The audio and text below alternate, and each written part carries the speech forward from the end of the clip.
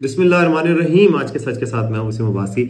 आज 3 खबरों के हवाले से बात करेंगे। एक तो जी शरीफ फैमिली को बहुत बड़ा धचका लगा है, खासतौर पे नवाज शरीफ को। और नवाज शरीफ बोले भी नहीं जी, कौमी सलामती कमेटी में भी नहीं आए। क्या वजह हुई है? और उनके बेटे को टैक्स डिफॉल्टर करार दिया गया ऑफिशियली, और one of the biggest tax defaulter UK में हसन नवाज के हवाले से। तो ये बड़ी खबर है, इस हवाले से बात करेंगे। दूसरा, अहमद दुरानी की जो खबर आई है और जिसमें डिप्लोमेटिक पासपोर्ट्स की बात की गई है और आर्मी चीफ की फैमिली के हवाले से तस्वीर जारी की गई हैं, उस पर फैक्ट चेक्स बहुत सारे आ रहे हैं और फैक्ट चेक्स हो रहे हैं कि जी वो ऑफिशियल पासपोर्ट थे, डिप्लोमेटिक नहीं थे। उस स्टोरी में बहुत सारी गलतियां निकाली जा रही हैं और गलतियां हैं भी, जो मैंने भी चेक किया है। मगर उनकी वालदा की अपील सामने आई है और उनकी फैमिली से मेरी मुलाकात हुई है, तो वो क्या कहते हैं इस हवाले से बात होगी। और तीसरी खबर है जी, बिजली के हवाले से खुशखबरी है और बिजली की कीमत 8 रुपये कम होने जा रही है 23 मार्च को। किस तरीके से ये नेगोशिएशन की जा रही है और किस तरीके से ये रूबा अमल लाई जाएगी, इस पर भी बात होगी। तो सबसे पहले जी इस चैनल को सब्सक्राइब करें ताकि हम आपको बताएं कि क्या हो रहा है और क्यों हो रहा है। अच्छा जी, सबसे पहले तो बहुत बड़ा झटका जी शरीफ फैमिली के लिए और नवाज शरीफ के लिए कि उनके बेटे को ऑफिशियल टैक्स डिफॉल्टर करार दिया गया है यूके में, और 5.2 मिलियन यानी कि 52 लाख पाउंड का उनको जुर्माना किया गया है। और हुआ क्या था कि जी 2015 से 2016 तक उन्होंने टैक्स अदा नहीं किया, और टैक्स कितना नहीं अदा किया, 94 लाख पाउंड का। और वो 94 लाख पाउंड का जो डिफ़ॉल्ट था, तो उसकी वजह से उनको अदालत ने जुर्माना करार दिया। और वो अब लिस्ट एक छापी है बरतानिया में महकमे ने, और उसमें जो टॉप टैक्स डिफ़ॉल्टर्स हैं उसमें हसन नवाज का नाम लिखा गया है, जो इवन फील्ड प्रॉपर्टी में काम करते थे और बाकी करते थे। तो ये एक बहुत बड़ा सदमा है और ये एक ज़ाहिर है यूके की कोर्ट का फैसला है। तो ये शरीफ फैमिली के लिए और नवाज शरीफ के लिए बहुत बड़ा धचका है कि जी औलाद के हवाले से ये एक स्कैंडल सामने आ गया है। अब उनके जो लीगल माइंड्स हैं उनसे अगर बात की जाए, जो उनके यूके में जो लीगल कंसल्टेंट्स वगैरह हैं, वो कहते हैं जी ये पुराना इशू था, ये मामला बाद में उठाया गया, टैक्स की आप इन्वेस्टिगेशन 5 साल बाद कर ही नहीं सकते थे तो इन्होंने की है। और वो डिफ़ॉल्टर करार पा चुके थे हसन नवाज, तो वो डिफ़ॉल्टर थे, उनके पास पैसे नहीं थे, इस वजह से वो टैक्स डिफ़ॉल्ट करके। और वो कहते हैं कि जी अब भी वो डिफ़ॉल्टर हैं और 2025 के अगले कुछ जुलाई तक वो डिफ़ॉल्टर रहेंगे, उन्होंने कहा। तो वो डिफ़ॉल्टर थे तो वो टैक्स नहीं दे सकते, लेकिन बरतानवी कानून के मुताबिक उनको ये फिर भी जुर्माना भरना पड़ेगा। और ये जो उनकी ये बदनामी हुई है ये तो रहेगी हमेशा कि जी टैक्स डिफ़ॉल्टर हैं। तो ये नवाज शरीफ के लिए बहुत बड़ा एक धचका बनकर खबर सामने आई है, और इससे ज़ाहिर है उनके मुखालफिन को इल्ज़ाम लगाने का मौका मिलेगा कि टैक्स चोरी जो है आपने यूके में की है, और पाकिस्तान में भी आप पे इल्ज़ाम फिर लगाए जा सकते हैं। तो ये एक बड़ा धचका है मेरा ख्याल है, और इस पर उनको क्लैरिटी देनी चाहिए कि ऐसा क्यों हुआ है। वहाँ के कानून के मुताबिक अगर हसन नवाज पे, वैसे हसन नवाज का पाकिस्तान से कोई ताल्लुक तो नहीं रहा और हमेशा बरतानिया में ही उन्होंने काम किया, सियासत में भी कभी हिस्सा नहीं लिया, ना हुसैन नवाज ने ना हसन नवाज ने, तो मरियम नवाज ही उनकी सब ज़्यादा हिस्सा लेती रही हैं। मगर फैमिली के ऊपर ये बड़ा एक धब्बा लग चुका है। अच्छा, नवाज शरीफ साहब पहले ही डिस्कशन में थे कि जो कल इतना इंपॉर्टेंट कौमी सलामती कमेटी का इजलास हुआ, जिसमें पार्लिमानी कमेटी में लोग आए, प्राइम मिनिस्टर आए, मौलाना फजलुर रहमान आए, बाकी सारे आए, उसमें पीटीआई नहीं आए और पीटीआई पे इतनी तनकीद हुई, मगर नवाज शरीफ भी नहीं आए। और नवाज शरीफ बतौर 3 दफ़ा के प्राइम मिनिस्टर और जो पंजाब में वफाक में हुकूमत के एक सरबराह हैं, मुस्लिम लीग नून के सदर हैं, एक पार्लिमानी पार्टी के, जो अक्सरियती पार्लिमानी पार्टी है इस वक्त, चाहे जिस तरह भी आप कहा जाए, तो जो रूलिंग पार्टी है उसके सरबराह हैं, सदर है, उनको शरीक होना चाहिए था। उस 3 दफ़ा के प्राइम मिनिस्टर के तौर पर उनके पास एक्सपीरियंस भी था कि वो बताएं बलूचिस्तान में क्या बेहतर हल है, क्या होना चाहिए। उससे पहले उनके दौरे हुकूमत में काफ़ी अच्छा पोजीशन थी, बलूचिस्तान में अमन था 2016-17 वगैरह में। तो उनको तो अपनी इनपुट देनी चाहिए थी, उनको बताना भी चाहिए था कि क्या हल तजवीज़ किया जाए। मौलाना फजलुर रहमान ने इतना अच्छा किरदार अदा किया, उन्होंने अपनी इनपुट भी दी, बताया भी, मशवरे भी दिए, जो कि और सियासी विजडम की भी बात की। तो यही तवक्को की जा रही थी कि नवाज शरीफ साहब को किरदार अदा करना चाहिए, बल्कि मौलाना फजलुर रहमान खुद पहले कह चुके थे कि नवाज शरीफ साहब को किरदार अदा करना चाहिए, तो जो उन्होंने नहीं अदा किया, और ये जो है काबिल अफसोस बात है। अब जी आते हैं दूसरी खबर की तरफ, और वो खबर आपको पता होगा कि अहमद दुरानी मेरे कुलीग थे दी न्यूज़ में और पुराने दोस्त थे। उन्होंने जनाब उन्होंने खबर छापी फैक्ट फोकस, अपनी उनकी वेबसाइट है जो चलाते हैं, अमेरिका में इस वक्त मुकीम है। उस फैक्ट फोकस नामी खबर में उन्होंने आर्मी चीफ के हवाले से खबर छापी कि जी इनके कई अजीज़ों को तरक्कियाँ दी गई वो जगहों पर, और फिर और आखिर में जो खबर छापी, जिसका सबसे कंट्रोवर्शियल पार्ट ये है कि उन्होंने इनकी बेटियों के हवाले से खबर छापी कि इनको ऑफिशियल डिप्लोमेटिक पासपोर्ट दिए गए हैं, शादीशुदा बेटी को भी और दूसरी को भी, जो कि वो हक नहीं रखती थी। अच्छा, इस खबर पर बड़ी तनकीद हुई है और इस पर फैक्ट चेक किया जा रहा है और ये बात हकीकत भी है। जनरल एजाज अवान ने लिखी हुई है, बहुत सारे और लोगों ने, ऑफिशियल ज़राए से ये आ रही है कि जी वो डिप्लोमेटिक पासपोर्ट नहीं थे, वो ऑफिशियल पासपोर्ट थे। और वो ऑफिशियल पासपोर्ट इस वजह से मिले कि वो उनके हस्बैंड्स, जो बच्चियां हैं, उन दोनों के हस्बैंड्स जो है वो सरकारी मुलाजिम थे और सरकारी मुलाजिम होते हैं उनको ऑफिशियल पासपोर्ट मिलते हैं।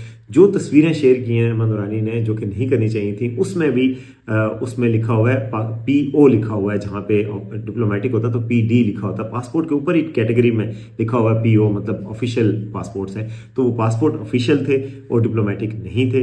ये फैक्चुअली गलती थी अमन नूरानी की। फिर उसके अलावा एक जो कोई उनके आर्मी चीफ के मामू के हवाले से उन्होंने की कि वो उनकी निजी ज़िंदगी के हवाले से की कि उन्होंने किसी से शादी की, उनके इतने बच्चे हैं, छोटे छोटे बच्चे हैं और उनके नाम ये हैं, ये भी गलती थी। मेरे ख्याल में प्रोफेशनली ये दोनों चीज़ों का कोई जवाब नहीं बनता। दूसरी बात, एक तो गलती थी, दूसरा आपने पासपोर्ट शेयर कर दिया, उनकी तस्वीर शेयर कर दी। वो जो तस्वीर शेयर हुई हैं उनको PTI के लोग और उनके सियासी मुखालफिन जो लोग हैं और जो सियासी एक जमात है वो बाकायदा तौर पे यूज़ कर रही है और उनका तज़हीक का निशाना। और जो आपको पता है कि बच्चों की अपने या अपने अहले खाना की तस्वीरें सहाफ़ी भी नहीं शेयर करते, उसकी भी वजह यही होती है ना कि वो नहीं चाहते कि अगर उन पर कोई तनकीद होनी है, उनके किसी ऑफिशियल रोल की वजह से होनी है, उनके किसी प्रोफेशन की वजह से होनी है, तो उनकी फैमिली महफूज रहे। तो आपने उनकी फैमिली को एक्सपोज किया और वो कर दिया, तो जो बिल्कुल मेरा ख्याल है बिल्कुल गलती थी और प्रोफेशनली ये उनको नहीं करनी चाहिए थी।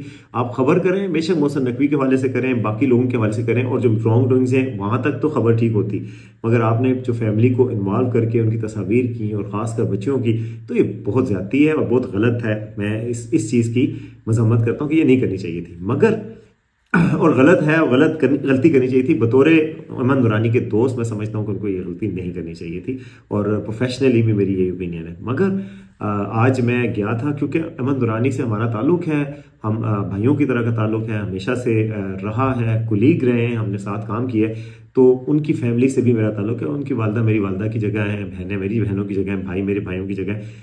तो कल एक वाक़या हुआ और कल रात को कोई 1 बजे के करीब उनके 2 भाइयों को किडनैप कर दिया गया और कोई 10 के करीब अफराद थे, मुसल्लह अफराद थे। उन्होंने बताया उनकी वालदा ने अमन नूरानी की कि वो आए और इस तरह उन्होंने दरवाज़ा खटखटाया और फिर आके वो उनको ले गए। अब किसी पुलिस स्टेशन में उनकी कोई रिपोर्ट दर्ज नहीं है, पुलिस में वो गई हैं, इस्लामाबाद हाई कोर्ट को भी मूव किया है, कहीं उसकी रिपोर्ट नहीं है। फिर वो मोबाइल ले गए हैं जो अमन नूरानी की सिस्टर हैं उनका, फिर उनकी वालदा को ज़ाहिर है वालदा कह रही उनको ज़दोकोब किया गया। भाइयों को मैं जानता हूँ, मेरी उनसे मुलाकात होती है, वो भी अहमद नूरानी की खबरों से सहमत नहीं होते और वो कहते हैं कि भाई हमें खामखात जो है इनकी वजह से, इनकी खबरों की वजह से तकलीफ पहुँचती है। यानी अगर आप उनसे पूछें तो वो कभी भी इंडोर्स नहीं करते अहमद नूरानी साहब की खबरों को और किसी चीज़ को, लेकिन आप उनका भाई होना उनका जुर्म बन गया है, उनका वालदा होना जुर्म बन गया है। अब उनके साथ जो कुछ हो रहा है, उनकी वालदा का ये पैगाम है कि उनके बेटों को छोड़ दिया जाए। उनके बेटों का इस प्रोफेशन से ना सहाफ़त से कोई ताल्लुक है, ना अहमद नूरानी की खबरों से कोई ताल्लुक है, बल्कि वो तो कह रही हैं कि उनके बेटों का 2-2, 3-3 महीने से अहमद नूरानी से रब्ता तक नहीं हुआ और बातचीत भी नहीं होती। ये बात उनके मोबाइल से भी देखी जा सकती है कि उनका कोई रब्ता नहीं है। तो देखें, ना पाकिस्तान के कानून के तहत, ना इस्लाम के तहत, ना किसी और कानून के तहत आप किसी एक की गलती या जुर्म की सज़ा उसकी फैमिली को, ऐसी फैमिली को जिनका कोई ताल्लुक ही नहीं है, वो बेचारे पाकिस्तान में अपनी ज़िंदगी गुजार रहे हैं, अपनी सफ़ेद पोशी में अपनी ज़िंदगी गुजार रहे हैं। जॉब्स भी उनको कहीं सही नहीं मिलती, जहाँ जॉब्स के लिए जाते हैं वहाँ पर उनकी स्क्रूटनी हो जाती है कि अहमद नूरानी की फैमिली है।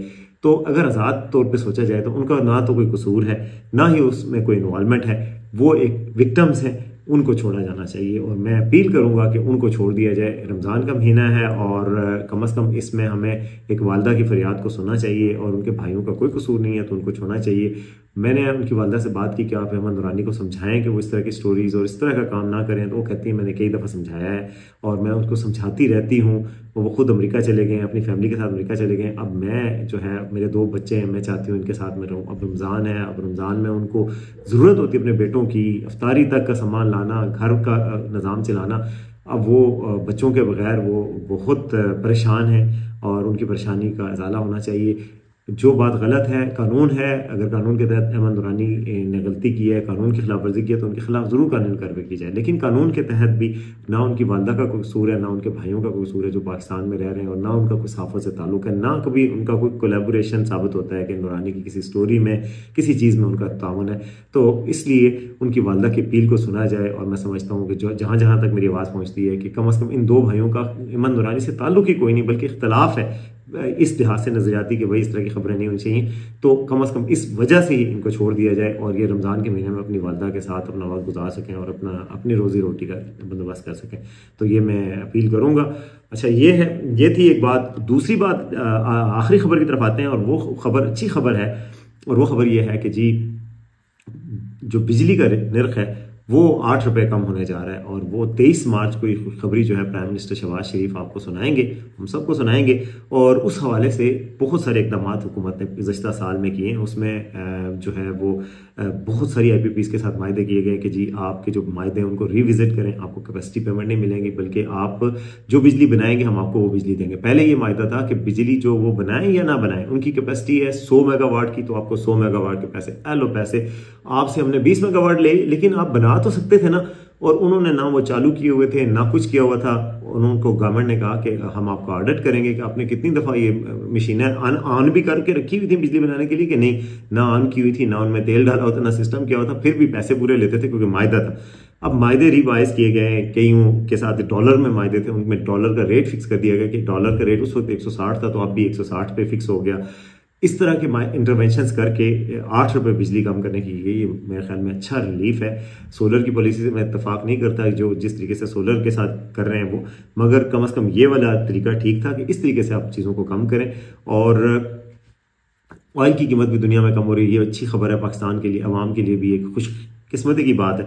तो वो ऑयल की कीमत कम करके वो एडजस्ट की जा रही है, और उस तरीके से जो है वो ओवरऑल 8 रुपये का रिलीफ जो है 23 मार्च को वो देने जा रहे हैं। इसकी IMF ने भी मंजूरी दे दी है कि जी आप इस तरह पैसे पूरे करके दें, ठीक है, और पैसों से, किसी सब्सिडी से, किसी और तरीके से, जिससे हमारा टारगेट आपका साढ़े पैसे पूरे ना हो, हमारे पैसों से नहीं देना, अपने पैसे पूरे करके दें। तो पैसे कहाँ से पूरे किए? हुकूमत ने 10 रुपये जो तेल की कीमत, पेट्रोल की कीमत कम करनी थी, इस दफ़ा मैंने आपको बताया था 30 रुपये कम होने की गुंजाइश है पेट्रोल की कीमत में, लेकिन हुकूमत ने 10-10 रुपये करके 3 दफ़ा करनी थी। उन्होंने ये 10 रुपये रोक लिए और ये 10 रुपये उधर डाल दिए कि जी हम अपने वो पैसे पूरे करेंगे कैपेसिटी पेमेंट के, और जो बाकी है तो बिजली सस्ती करेंगे।